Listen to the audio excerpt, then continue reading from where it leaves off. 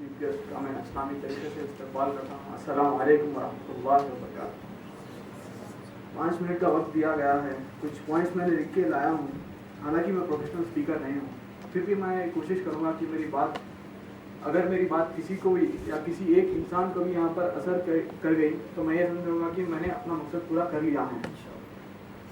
पहली बात तो मैं सबको यहाँ के जो फेसबुक पर इन्होंने जो तहरीक की है उसका मैं इनको कंग्रेचुलेशन देना चाहता हूँ, क्योंकि बहुत कम लोग आगे बढ़कर ऐसे इनिशिएशंस लेते हैं, और हर कोई जो ऐसे इनिशिएशंस लेता है इसके अगेंस्ट बहुत सारे लोग अपोज करते हैं इसको। और ये जनरली देखा जाता है कि हर कोई जो एक नई चीज़ करना चाहता है उसके हर कोई इसको अपोज करना चाहता है, मैक्सिमम लोग। मैं एक प्रोफेशनल स्पीकर नहीं हूँ और मैं आपसे माजरत चाहता हूँ अगर मेरी कोई भी बात अगर आपको कुछ बुरा लगी तो मैं माजरत चाहता हूँ आप सबसे। आप हज़रत सल्लल्लाहु अलैहि वसल्लम की एक हदीस याद आ रही है। आप हज़रत सल्लल्लाहु अलैहि वसल्लम ने फरमाया कि एक आदमी को शादी करने के लिए उसके 4 रीजंस देखने चाहिए, और पहला प्रेफरेंस रिलीजन को देना चाहिए, यानी दीन को देना चाहिए, और दूसरा उसकी खूबसूरती को, और तीसरा उसके माल को, और चौथा उसके हसब नसब को। अगर कोई खूबसूरत है लेकिन उसमें दीन नहीं तो मेरे भाइयों ये मैं कहता हूँ कि आप प्रेफर मत कीजिए। अगर उसमें दीन है और सब कुछ है तो कोई बात नहीं, अल्हम्दुलिल्लाह। और मैं ये बताना चाहता हूँ लड़की के माँ बाप के लिए कि आपने लड़की को बचपन से पाला पोसा और वो आपका खून है। आपने उसको स्कूलिंग दी, अच्छी खासी स्कूलिंग दी और अच्छी खासी कॉलेज दी, लेकिन मैं ये सोच के हैरान होता हूँ कि क्यों हर माँ बाप ये सोचते हैं कि अमीर लड़का ही उसकी लड़की को खुश रहेगा। क्यों ये नहीं सोचते कि बहुत सारे ऐसे लोग हैं जो गरीब हैं, गरीब इन द सेंस नॉर्मल है, ये समझते हैं कि वो लोग उनकी लड़की को खुश नहीं रखेंगे। क्या माल इतना इम्पोर्टेंट है? नहीं मेरे भाइयों, माल इतना इम्पोर्टेंट नहीं है। मैं लड़कियों को ये कहना चाहता हूँ, आप अपनी लाइफ पार्टनर को सेलेक्ट करने के लिए ये बहुत इम्पोर्टेंट डिसीजन है। आप बहुत सोच समझ कर इस डिसीजन को लीजिए। अगर कोई लड़का दहेज लेना चाहता है तो फौरी रिजेक्ट कर दीजिए, लेकिन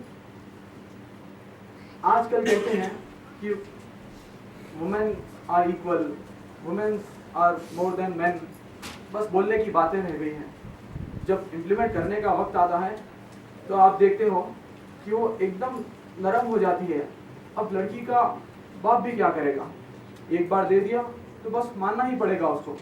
पैसे लाओ, पैशन दो, करिश्मा दो, नहीं सुनते हम, ऐसे हो गए हम लोग, सिर्फ माल के पीछे पड़े हुए। अब लड़कों के लिए मैं क्या बोलूँ, आपके लिए बस मैं इतना बोलना चाहता हूँ कि आप अपना टारगेट जन्नतुल फिरदौस रखिए और पूरी कोशिश करिए और आप जिद पर लट जाइए। जब मैं यहाँ पर आ रहा था तो मुझे एक बात याद आई। बचपन में मैं बहुत जिद्दी था। मैं अपने माँ बाप से कहता था कि मुझे वो चीज़ चाहिए, खिलौना चाहिए, वो चॉकलेट चाहिए, बैठ जाता था मैं सुनता नहीं था किसी की बात। अभी भी जिद्दी हूँ। सॉफ्टवेयर इंजीनियर की जॉब मैंने छोड़ दी, क्यों?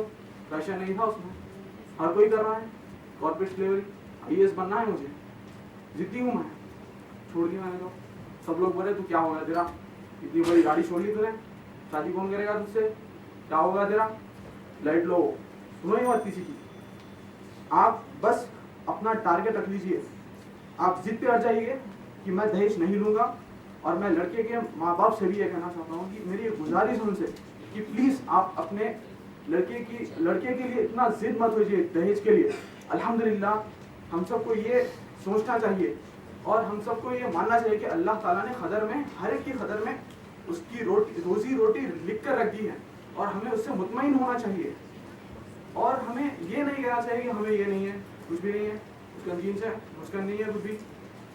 अल्हम्दुलिल्लाह कोशिश करिए, ये मैं नहीं कह रहा हूँ कि मुतमईन हो जाए, कोशिश करिए। अल्हम्दुलिल्लाह जन्नतुल फिरदौस का टारगेट लगाइए।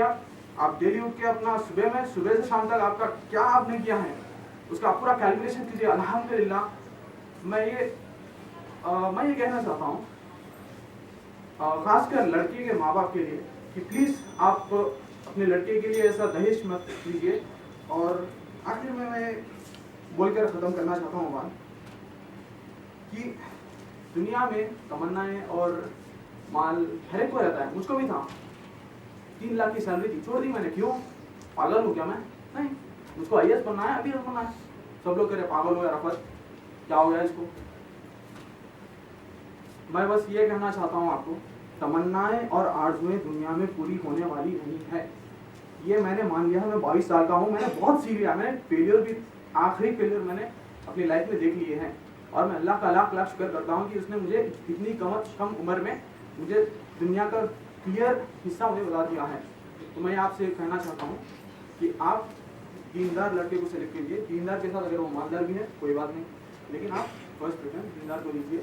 और मैं यहाँ पर सबका तहे दिल से शुक्रगुजार हूँ जिन्होंने मुझे यहाँ पे चांस दिया आगे बोलने का, और सब तमाम जजेस का, और इस टॉप दौरी के जो फेसबुक के जो कैंपेन ने यहाँ पर इतना रेवोल्यूशन किया है। मैं बहुत खुश हूँ इसलिए, इस बात के लिए। और मैं बहुत एक्चुअली मुझे रोना आ रहा था यहाँ पे आने से पहले।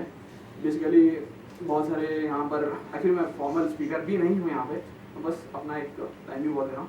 और बस ये बोलना चाहता हूँ कि आप लोग सोचिए जैसा आप दुनिया में सोचते हैं। दुनिया की ज़िंदगी तो बहुत छोटी है, आखिर के लिए भी आप कुछ सोचिए, आखिर के साथ साथ दुनिया के लिए भी सोचिए। और बस ये कहना चाहता हूँ कि आप सबका शुक्रिया सुनने के लिए। और